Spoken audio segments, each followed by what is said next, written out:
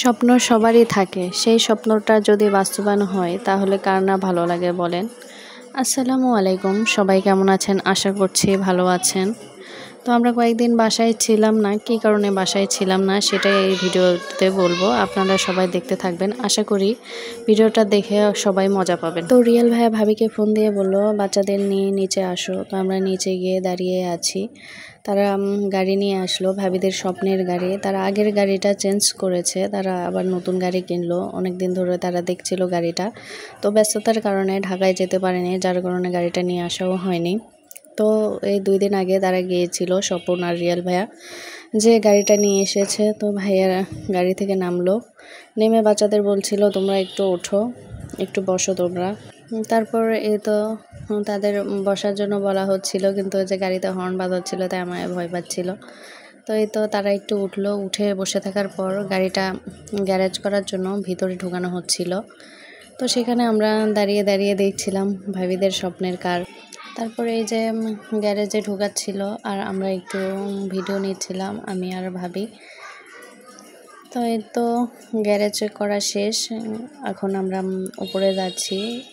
তো ভাইয়ার টাঙ্গাইল থেকে আমাদের জন্য চমচম নিয়ে এসেছিলো, আমরা সবাই খেয়েছি এখানে। এই তো এখন আমায়াও খাবে, সে মজা করে খাচ্ছিল। আর তাকে বলছিলাম তোমার কি মজা লাগছে? সে বলছে হ্যাঁ অনেক মজা। আর এই তো নাবাকে বলছিলাম তুমি কেন খেলে না, তুমি এখানে বসে কি করছো, তুমি একটু খাও।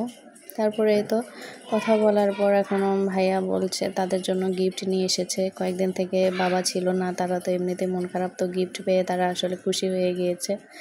আমার জন্য নাবার জন্য ভাইয়া দুজনের জন্যই গিফট নিয়ে এসেছিল। গিফট পাওয়ার পর তারা তো মহা খুশি। তো আসলে এই কারণে আমরা কয়েকদিন বাসায় ছিলাম না।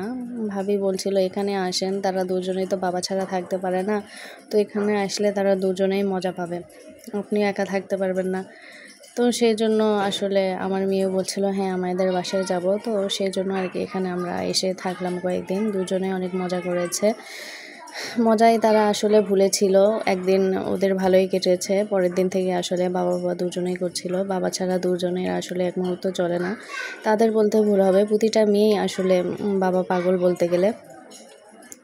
তো এই তো তারা তাদের গিফট পেয়ে এখন কি করবে, তারা মহা খুশি। এখন ঘুরতে যাবে, কোথায় ঘুরতে যাবে সে প্ল্যান করছিল, মানে সেই প্লেসের নামটাও তারা বলছিল। তারা ওই ড্রেস পরে ঘুরতে যাবে, ড্রেস পেয়ে খুব খুশি, নাচানাচি মানে সব কিছু হচ্ছিল। আর আমরা তাদের খুশির মুহূর্তটা একটু ক্যাপচার করছিলাম। আসলে ছোট বয়স, আসলে তারা কত কিছু পেলেই আর খুশি হয়ে যায় আর কি।